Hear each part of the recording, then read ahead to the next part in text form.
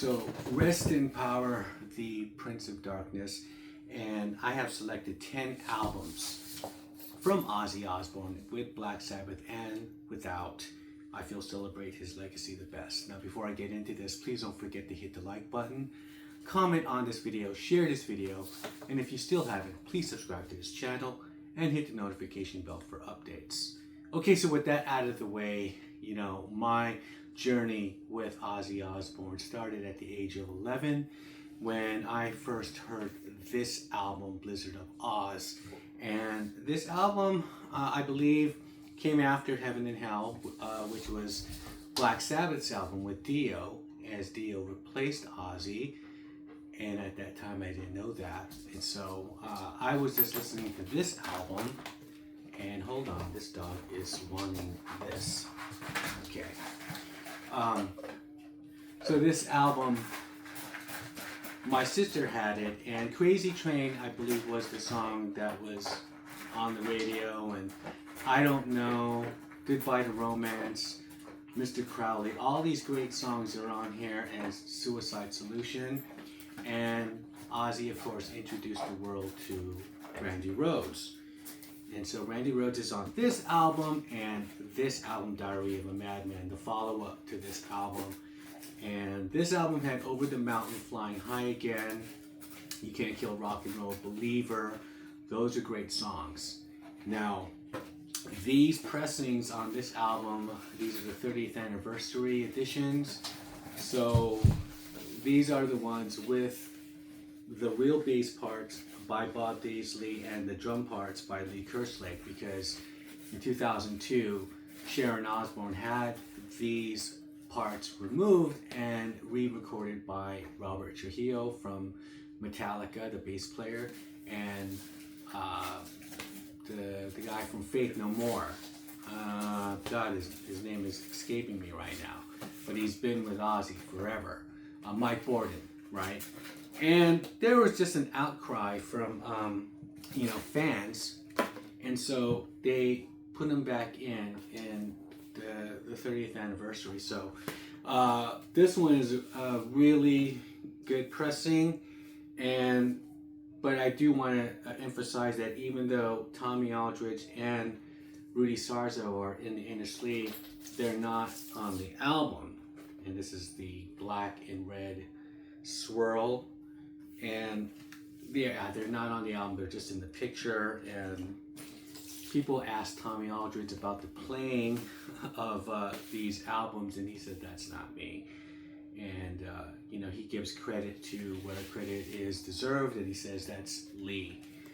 And so, yes, you got to start off with these two albums if you're getting into Ozzy. This is really the introduction, because the whole Randy Rhoads playing in here and the style that they came up with, and the idea that Sharon wants to replace the rhythm section is absurd, because the way Randy is playing is based upon how he reacts to the rhythm section of Lee and Bob Daisley, and they create a synergy, an energy, a feeling that made these songs what they were. You know what I mean? And so just to try to modernize it, that's what her reasoning was. Oh, let's try to modernize the sound.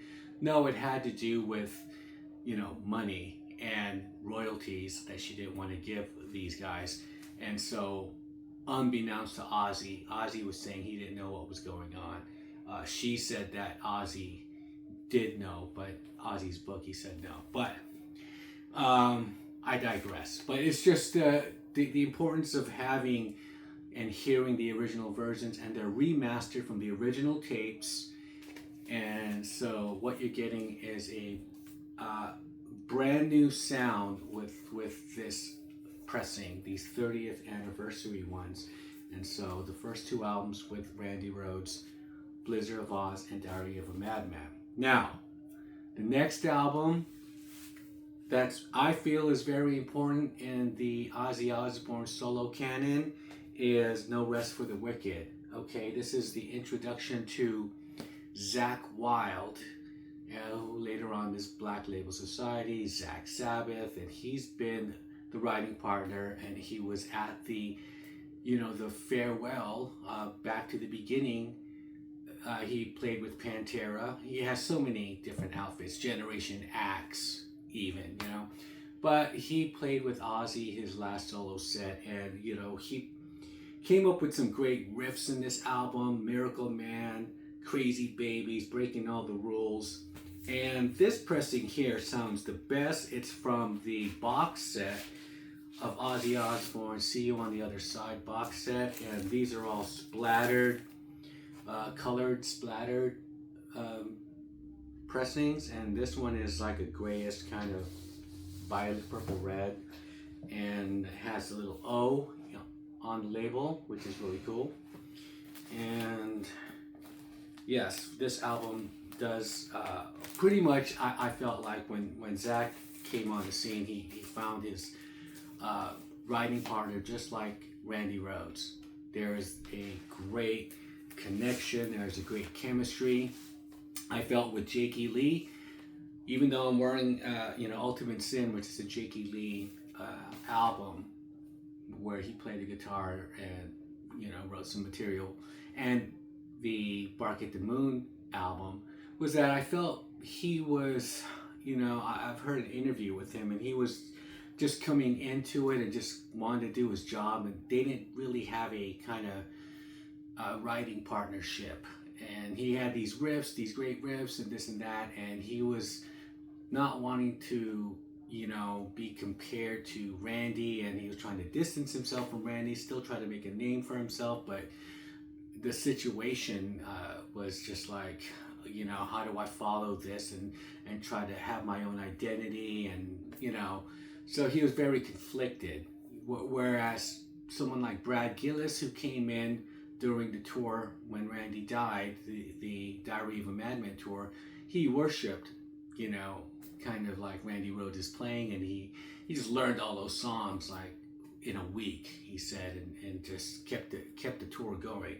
Now, with Zakk Wylde, when he came in, it was just like, this was the partnership, right? Ozzy and Zakk, and brings us to 1991, 92, No More Tears, going into the 90s. This is 1991, so this is the grunge, that whole thing with Nirvana and Soundgarden and the whole Seattle thing. Alternative rock, is just pretty much killed off, the hair metal, and even, just thrash metal, just metal in general. However, Ozzy, he is, he's pretty unique. He could go on, it doesn't matter what the flavor of the month or what kind of genre is popular or anything, and Ozzy just still is there, right? And the thing about the alternative metal scene or the grunge scene, and with Ozzy Osbourne, the 1996, Sharon called Lollapalooza, the promoters, and said, hey, why don't you put my husband, Ozzy, on Lollapalooza? And they said, no, we don't want to have anyone like Ozzy, who they associated with the hair metal, 80s rock. And that I wouldn't even consider that Ozzy. I mean, yes, he's played in that decade, but I mean, you got to look at his origin. This is Black Sabbath, right? And a lot of people in the alternative rock genre were influenced by Ozzy. Whether it's Henry Rollins from Black Flag, I mean, he said the My War album, if you listen to My War, it's slow and heavy. It's not just fast punk anymore. It was just slow and heavy, and he was into Sabbath. And you see these artists, these bands that ended up on the Back to the Beginning farewell show, like Billy Corgan of Smashing Pumpkins and Alice in Chains, who were all in, they were all part of the Lollapalooza alternative rock festivals. They ended up there at the Black Sabbath farewell concert, right? The only band that Lollapalooza accepted was Metallica, who changed their look and was, jumping ship and just kind of just going, okay, well, we're going to be alternative now. And they started wearing makeup and cutting their hair, and they were trying to, be part of that group, and they disassociated themselves with like Ozzy and people in the metal community. And so they were able to play, right? But they didn't want, Ozzy. And so what did Sharon do? She started her own festival with Ozzy, Ozzfest. And it pretty much killed off that alternative rock kind of genre. That kind of faded out. So she started this in '96, and this whole new generation of bands of metal, whether it was, rap metal like Limp Bizkit or, Linkin Park, but all these different kind of new metal bands were coming to the surface, and bands like Static X, System of a Down, Slipknot, it was just like that was the new thing now. So it was like perfect timing, right? And then Ozzy is at the helm of all this, and the leader of this movement now, and metal is seen as something mainstream. You go to the mall and you go to Hot Topic, it was, just this look of all these types of bands, like Slipknot and whatnot, or Meshuggah, and they had the TV show The Osbournes, and that was in 2002, and they're also again still promoting metal on that show, having metal musicians walk in on the show and everything, whether it was Marilyn Manson or Tony Iommi or just anybody, Lemmy. Metal became a household name, and that's because of Ozzy. So this album is very important in the legacy of Ozzy Osbourne, with songs like Mama, I'm Coming Home, which he played, on his final set with his solo set. I Don't Want to Change the World, of course, No More Tears. That was the lead-in single, and it was just kind of weird. It was just this long piece that was going all over the place with sounds and orchestra stuff, and it was like kind of psychedelic, so great album. And that was continuing the great chemistry of Zakk Wylde and Ozzy Osbourne. Now, those four Ozzy albums I feel are must-haves. Now, if you just want a crash course of Ozzy Osbourne and his solo material, I would suggest this album right here. It's a compilation, and it's Memoirs of a Madman. So you have all these different eras, starting with the Randy Rhoads stuff, of course, and then, this is where you could take in some of the Jakey Lee material, some of the more popular tracks like Bark at the Moon and The Ultimate Sin, and Perry Mason, I Just Want You, some of the later 90s stuff. It Gets Me Through, and I believe that's like 2000, 2001. Changes, he does the Black Sabbath song with his daughter, with Kelly Osbourne, I Don't Want to Stop. I think that's from the Black Rain. So yeah, this is a really good kind of quick, these are the clef notes for Ozzy Osbourne, right? So you just want to just go in here and just get a dose of the popular stuff, and if you like it, hey, then you could try these albums, right? And as added bonus to Memoirs of a Madman is this DVD set, this 2 DVD set. One DVD is all his music videos, starting from Bark at the Moon all the way up into the last song is Let Me Hear You Scream, I Don't Want to Stop, or Life Won't Wait, Let It Die. So pretty much, up until the early 2000s, 2007, actually. So yeah, you do have like Black Wade stuff. Now, DVD 2 is performances and interviews, and the only footage of Randy Rhoads is the Rochester, New York 1981 After Hours show. They're recorded live in the studio with Tommy Aldridge on drums and Rudy Sarzo on bass. And they're playing I Don't Know, Suicide Solution, Mr. Crowley, and Crazy Train. Now this whole second disc, there's interviews and there's different live clips throughout the years. You know what I mean? So if it's the Osmosis recording sessions, they'll show some footage of that. Then they'll show Ozzfest in 1996, and he's playing Perry Mason. He's playing, there's the Scream recording sessions, the Black Rain photo shoot. He sings Not Going Away on Ozzfest 2007. So it's just, him throughout the years, Flying High Again in 1989. Whoa, okay. So this is, a really good visual journey of Ozzy Osbourne's career. And that's Memoirs of a Madman. Now, going into some Black Sabbath stuff, I have 5 albums of Black Sabbath, which should complete your education. And the first one is, I chose Reunion, this live album. So if you just saw the Black Sabbath for the first time on Back to the Beginning, it's a very somber performance. They're not exactly just firing on all cylinders. They're not. That's what this is. This is the Reunion tour from 1997. I went to this tour. Pantera was opening up, and it was crazy. It was just, I saw this at the San Jose, at the time, arena, the Shark Tank, where the San Jose Sharks play. And it was an amazing show. I mean, it went by really fast. I just knew all the songs, right? When you sing along to all the songs, it was like, that's it. But then when you look back and like, okay, they did this, they did this, they did this, and it's like, wow, but it just went so fast, and it was just amazing.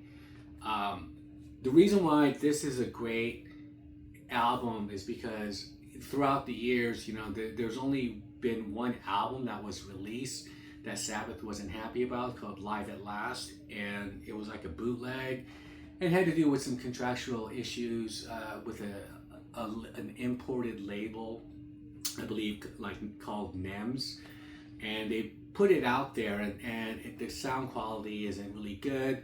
I believe they use some of that material on Past Lives, which was released on Rhino as well, of just live material from Black Sabbath. But because this is the original members coming back, and it's just from the beginning of War Pigs. I mean, look what they play here: Behind the Wall of Sleep, NIB, Fairies Wear Boots, Electric Funeral, Sweet Leaf, Spiral Architect, Into the Void, Snowblind, Sabbath, Bloody Sabbath, Orchid, Lord of This World, Dirty Women, Black Sabbath. So they're going to Dirty Women, which is Technical Ecstasy.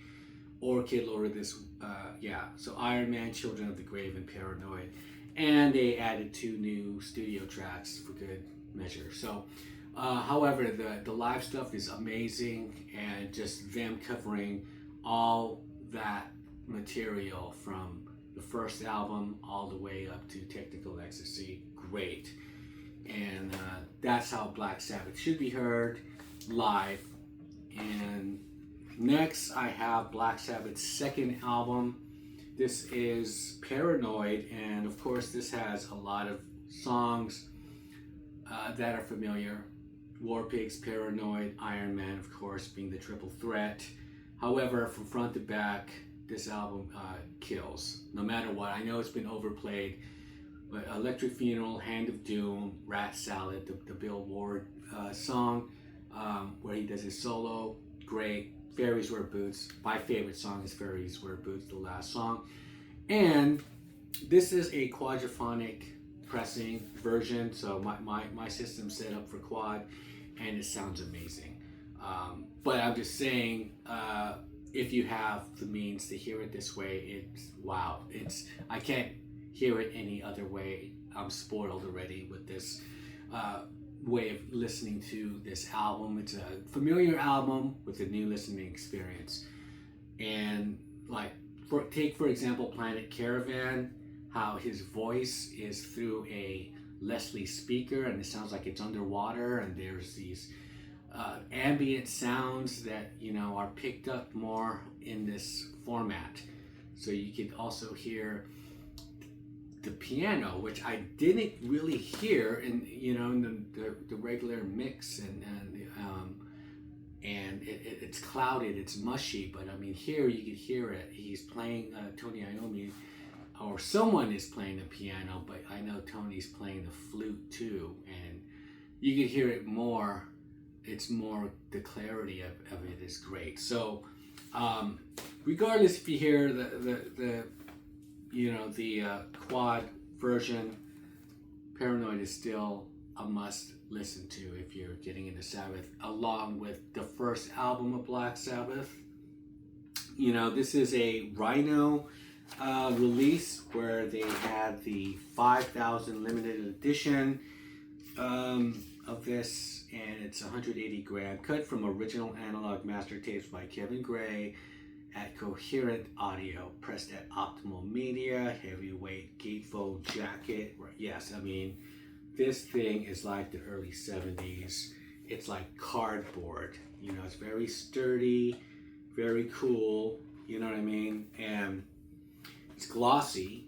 They don't have the track list where they misspell Ozzy, or they spelled Ozzy with an SS at the time, before he changed it to O-Z-Z-Y. But the upside down cross, of course, which they had nothing to do with, and they were like, you know, I guess they were trying to, the marketing department was trying to push a different kind of image for them. Like, okay, let's kind of go through the dark. I mean, your music does sound dark. Let's just, you know, push this whole kind of narrative that you are this band, and it has this witch, or, you know, just someone that's standing out there in the, which is a great album cover, right?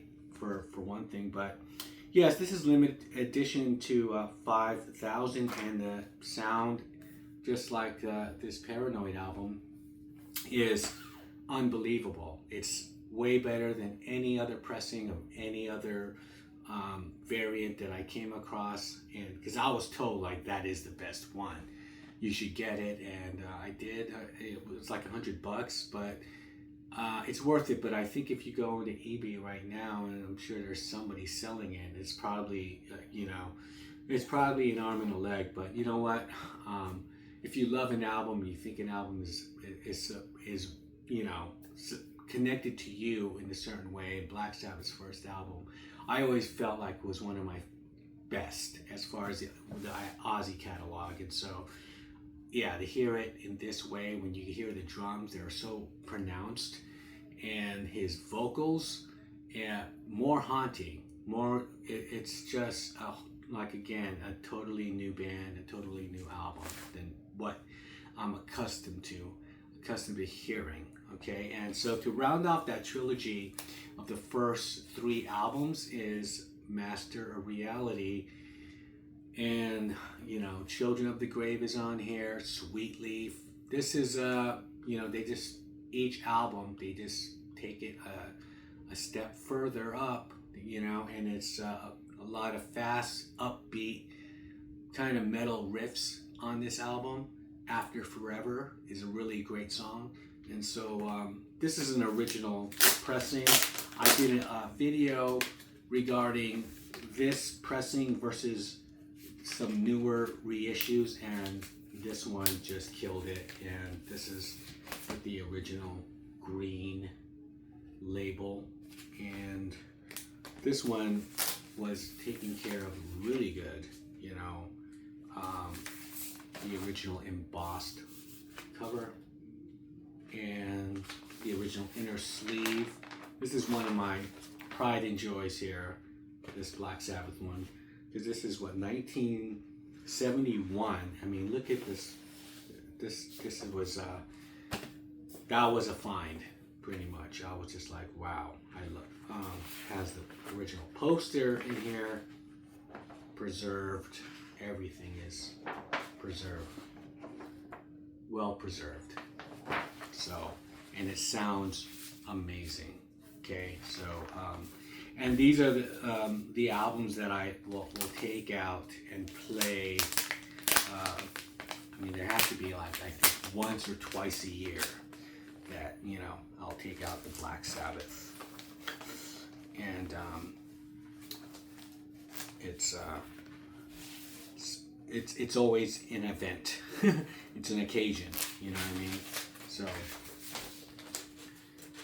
now, if you want to just do like the Ozzy Osbourne compilation route, then Black Sabbath's "We Sold Our Soul for Rock and Roll" is the answer to your problem. And this double record set, yeah, it takes you, chronicles the first, up from the first album all the way to Sabotage, which is their 6th album.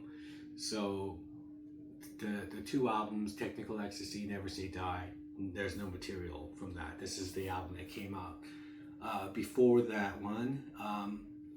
And so you do get songs like Am I Going Insane by Sabotage, Laguna Sunrise, Snowblind from Volume 4, but some of these were on the live album, you know. Changes is on here, which is really cool. It's a melancholic piano piece. Youngblood played in the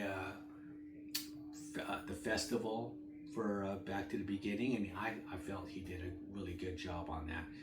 And so you got Fairies Wear Boots, just a compilation again of some of the earlier albums. But see, these Sabbath albums, just like the Ozzy ones, I feel from front to back are perfect, okay? And if you just want to just get a crash course in Sabbath first and get your feet wet and listen to this, right? And then if you're like, okay, now I'm gonna go and get those albums, right? Because for me, it's addictive. When I was introduced to Black Sabbath, or from Ozzy's, the Ozzy stuff, and you just, the first 3, pretty much the first 4. I mean, but I had to pick 10 albums here, right?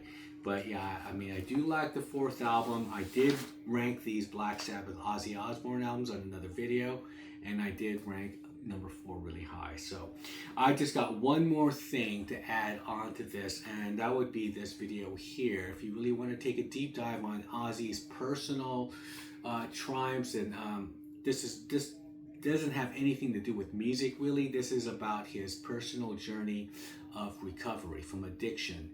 Okay, so God Bless Ozzy Osbourne is the first Rocky documentary to tell the story of a major icon's torturous and emotionally fraught journey to sobriety, which Ozzy regards as his greatest accomplishment. Okay, so this was a film that was shot by Jack Osbourne, his son, and it is really inspirational, and it's just, you know, if you were just on a journey, and for me, for someone who's recovered from alcohol and drugs, you know, I see this film as, you know, as a beacon of hope for people, because even in this film, when, you know, you see from the worst of the worst to, you know, his transition, you know, what it was like, what happened, and what it's like now. And, you know, I mean, you actually hear stories and testimonies from people, like what he did when he was drinking, and, you know, his bottom, you know, how he hit rock bottom, wanted to kill his wife, kill Sharon. There's a whole bunch of stuff that he goes through here, and how he comes out on the other side is really good. And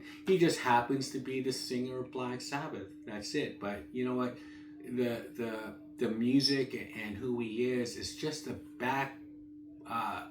It's just the background of, or the backstory of who this guy is. It's just, you're just trying to find out his story. It's more about his story, about his personal demons and his journey, you know, from drugs and alcohol abuse to sobriety. So This is just another thing that I would recommend to somebody, because it really shows this other side, this human side. It's not, I wouldn't say this other side, because I feel that Ozzy is genuine no matter what. His music is pretty much, and how when he performs, he is just still not, he doesn't seem like he's putting on an act. He's still like the same guy. And people that I know who's met Ozzy Osbourne said, yes, he is the same guy, in the sense that when he says, like, even on that last performance when he was saying, I love you guys from the bottom of my heart. I mean, he doesn't take his fans for granted. He really doesn't. He's somebody who just really is humble and grateful, and loves his fans a lot. And so for him to go out the way he did, he went out like a champion, because 2 weeks later, I mean, he's gone. It's just like he held on that long, to do this performance for everyone worldwide, and just, take his final bow, and, flying high, pretty much, you know what I mean? And so we have this great music, whether it's Black Sabbath or Ozzy, and these are the albums that I feel that, I think is a great startup kit, so if there are people out there who disagree, I should have put some J.K. Lee stuff in there, his albums. Okay, well, you know what? That's why, I still have the compilation in there just to cover that. It may not be more the deep tracks, but however, there are some hits there that, you could hear too, for the Memoirs of a Madman. So leave me a comment below, and, just even anything about your thoughts on Ozzy, when you first heard Ozzy, any kind of Ozzy stories. This is I feel an end of an era, of Black Sabbath and Ozzy Osbourne as far as music is concerned, and heavy rock. We're going to be entering a new phase, and it's just, I think he's like one of the last, I guess, even as far as like some of these old rockers that, he was a big major figure. We still got some guys from Zeppelin here. We still got members of the Stones, Aerosmith. However, it's dwindling. You know what I mean? Kiss, I think they broke up, or I don't know if they're coming back or whatever. But a lot of these giants are pretty much, disappearing. And so Ozzy was a major one as far as the one of this movement of heavy metal. So leave me a comment below, and with that, I'll shut up, and I'll see you guys on the next one. Bye.